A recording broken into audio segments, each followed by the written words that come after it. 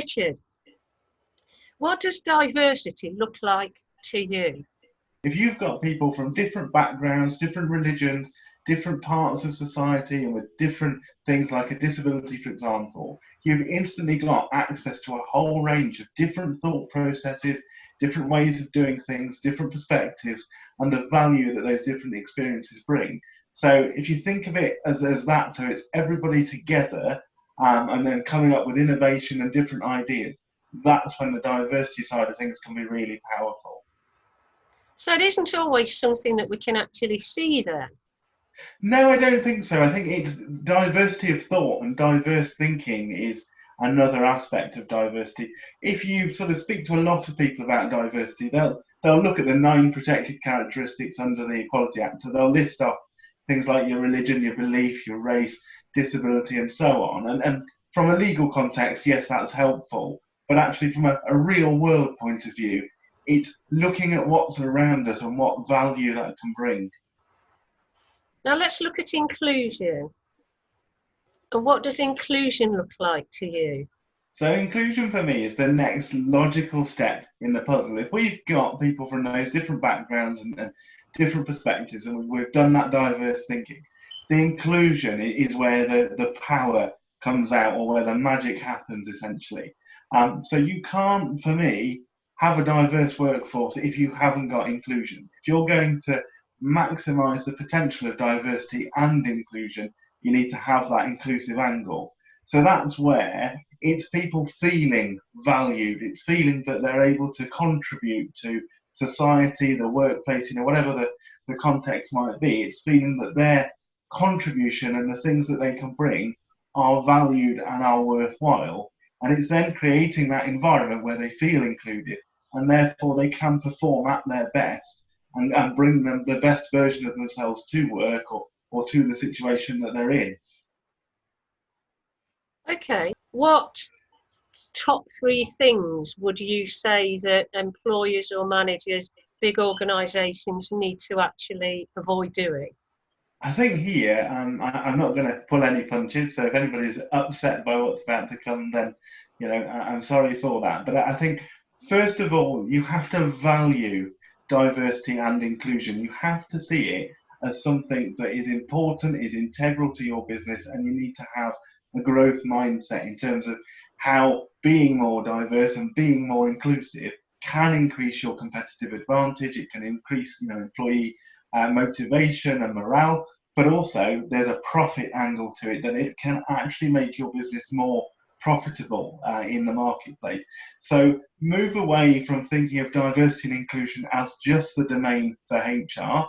Move away of thinking of it as just a nice thing to do or a fluffy thing to do, and actually think about it as a real business benefit and something that you seriously need to invest in. And by investing, that does mean doing things in a strategic way and allocating a budget for diversity and inclusion, rather than just a scattergun approach of getting some speakers in, doing something because it's Black History Month, it's Mental Health Awareness Month, whatever it is, and then thinking that because you've done that 10-minute speech, or you've done a day or a month of focusing on it, that you can tick the box on diversity and inclusion.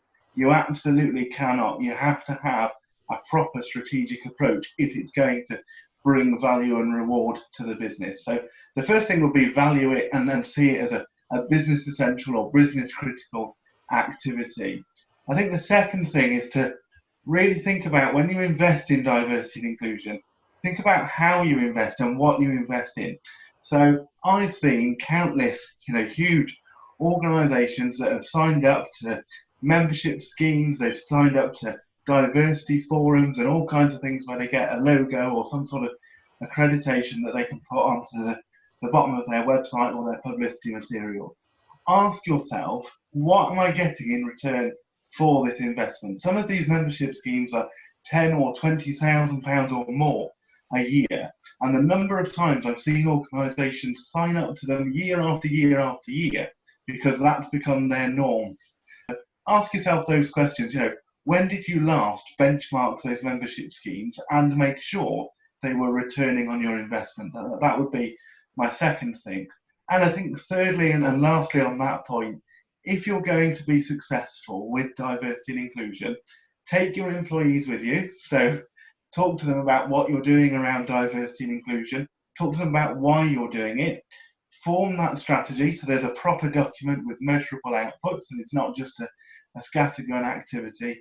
But you need senior leadership, so that's board members, directors, managers, and people who are running the organisation to believe in diversity and inclusion, and they need to lead by example by having a leadership tone throughout the business. I've seen, time and time again, there's a lot of organisations have spent a considerable amount of money on these, as I call them, sort of rah-rah events, or get out the buffet table, put on a bit of a buffet, do something on mental health over lunch, for example, and then we can say we've done that. We feel better because we've done that. But has that actually done anything to make people feel included in the workplace? Has it done anything to improve the culture? And actually, what does it say about you as an organisation if that's the only thing you've done? So if the only thing you've done is organised some speakers or participated in something as part of an awareness week or an awareness month, what does that say on a message point of view? Does it say that you value diversity and inclusion and you're taking it seriously? Or does it tell me that you're trying to tick a few boxes and just demonstrate that you've done something for the sake of doing it? That's a really good point, actually. I have to agree with you with that, because it isn't just a box ticking exercise. It is part of who we are as organisations and who we are as individuals. When I'm trying to sort of talk to leadership people or chairmen or board members of huge organisations, one of the things I want them to do is think about, if this was you, how would you feel if you were being discriminated against when you applied for a role, or if you were in the organisation and you didn't feel valued, respected, and you didn't feel that you could perform at your best because of other people's attitudes, behaviours, or barriers to inclusion. How would that make you feel? And would that make you feel distant or disconnected from the organisation? And as such, you're not going to contribute as much as you might do. I suppose in simple terms, think about it this way, is that employee or that individual, are they a brand ambassador or are they a brand assassin? And think of it in that sense. How does the culture and the way that your organisation approaches diversity and inclusion really make people feel? You were saying that it can make the business more profitable by implementing good diversity and inclusion strategies. Now, I guess you must get asked this quite a lot, but how does it increase productivity? So I think the first thing to say is some people are still uncomfortable with thinking of diversity and inclusion in monetary terms and in terms of adding value to the bottom line. The reality in a lot of cases is that if you want to get senior leaders, stakeholders, and decision makers on board with the diversity and inclusion agenda, at some point you need to talk pounds, shillings, and pence. If you've got happy staff, they're less likely to leave, and it's cutting down your recruiting and your training. Yeah, and also, start, isn't it? If you go through a recruitment process, so we know that recruiting people, no matter how you do it, really is an expensive business. If those people have been sold on a diversity and inclusion message, so they've seen lots about diversity and inclusion on your website, they've perhaps seen a statement at the bottom of a job application, they've seen the logos because you've spent those £10,000 or £20,000 on those memberships or whatever it is. If they've been sold that message that says we're inclusive, we value you, please come into our organisation, but they then join that organisation and actually it's nothing but a PR exercise. So you've got inclusive images on your website, you've got all your logos, you've got all the bumps, you've got all the wording. But when I join the organisation, the culture that I experience from the inside is not what I've been sold. That's not what I was led to believe it would be like. They'll leave. And they'll leave becoming one of those brand assassins. They'll leave saying, oh, well, they talk about diversity and inclusion, they do all of this, but actually you should see what's really going on when you get behind closed doors. They'll leave, which then means you've got to go through the rigmarole of recruiting people again. But you've also then got somebody who's left your organisation and isn't necessarily talking about it in a positive or good tone that you might want other people to hear or to be familiar with. Now, how about examples? Just give us 3 examples of excellent working practice. What's always fascinating is when I go to visit an organisation, so if I go to their head office or a contact centre, something like that, some of it is things you can't see. So there are some of our clients that we have that I look forward to going to see, because as soon as you walk through the doors, you can feel that there's a positive energy. It's a nice place to be. There's lots of good work going on, but you don't get this sort of black cloud and difficult tension that in some big corporate organisations and smaller businesses, sometimes you can feel that sort of awkwardness, or you get the sense that these people are not really valuing diversity and inclusion. You're just there to tick a box or to spend the last bit of a budget because it's coming towards the end of a financial year and they may as well do something with it. So I think for me, it's before you do anything on diversity and inclusion, make sure you actually want to do it. Because if you get an external person like me in to support you with your training and development, your e-learning or your strategy, whatever it might be, I guarantee we will be able to spot from a mile off if this is something that you are genuinely committed to and are willing to see through, or if this is just a flash in the pan, tick in the box, or if you're only doing it because actually underneath something negative has already happened. So for me, it's about the tone and the culture that you have around diversity and inclusion. So that would be the first good practice thing, is to sit down and think about, are we really serious about this? Are we willing to invest in it? And are we going to see it through? Even if it means making some difficult decisions or some difficult changes, are we committed to seeing the value it brings? So that would be my first sort of top tip, I guess, is make sure you are serious about it, you are committed to it, and the decision makers within the business will back you and support you in making those difficult changes or decisions that may need to be made. I think the second thing is go through a needs analysis process, so a diversity needs analysis process. I always encourage, particularly new clients, where I perhaps don't have the detailed understanding of their business that I have with some others, that we go through a diversity needs analysis. Now that's looking at every aspect of where you already are in terms of diversity and inclusion. So have you got the relevant policies and procedures in place? Have your staff received any kind of diversity and inclusion training or awareness workshops, whatever that might be? Have they received those, and how were they delivered? What value did they bring? So I think that's the second thing. And I think thirdly, and I know I keep making this point, measure what you're doing, right? So once we've identified these are the challenges, or this is where our workforce is underrepresented, for example, or these are the common challenges that people are bringing to us around how they don't feel included, or whatever it might be, figure out what you're going to do. And that might mean you need to get some external support. You do need to have a strategy.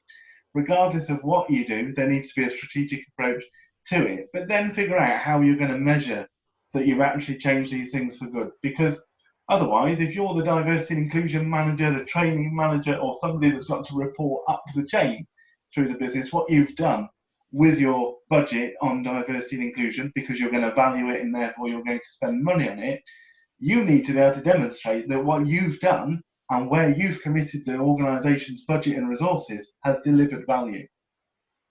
Does anybody call you and ask for specific information or specific knowledge and understanding that you don't know? Somebody might want specialist support. For instance, there might be somebody who said, we've had a member of staff off sick with a mental health issue, we need to know how to support them. Or you might have somebody, for instance, with an employee who's newly been diagnosed with autism. Do you get called on for that kind of thing? And if you do, how do you deal with that? Or do you refer them on to a different kind of service? So I think there's a couple of things here. Where there is damage that can be done to the diversity and inclusion agenda is where somebody with a little bit of knowledge, and again we touched on this last week around the autism subject, where somebody who has a little bit of knowledge or some knowledge in a subject is a dangerous thing. Unless they are entirely knowledgeable, they shouldn't touch it. So if we do get those calls where they want to look at a particular aspect, so they want to look at race, for example, or they want to look at autism, to use your example, that's where we will build up a network of people that we know are good at what they do, they're experienced at what they do. If there's a qualification needed, they've got the right qualifications. But above all else, for me, what I like to try and do wherever possible, if we're sending somebody else into an organisation, or we're helping an organisation with a strategy and we need input from people with different diversity perspectives, I always try and get somebody who lives with that experience or that particular area. So if it's autism, for example, or something like that, I want somebody who not only understands why it's important and what organisations can do, but actually they can bring an authenticity to the subject that you can't get from a textbook or a PowerPoint presentation. And I think it's really important to make sure that you are talking to experts in the different fields and then be able to put them in the right positions. You're absolutely right, because the little bit of knowledge can be dangerous. Having a little bit of a Google search of something isn't going to make somebody an expert. And we are dealing with human beings. We're not talking about generics. We're not just talking about clinical approaches. We're talking about real people with real lives. And it goes back to something that you said earlier. If this was you in this situation, how would you want to deal with it? And that's really important for people to remember. I think this is where, as well, you have to think about diversity and inclusion. One of your things earlier on was, what sort of positive or good messages would I tell people to take in terms of best practice? Excellent. Thank you so much.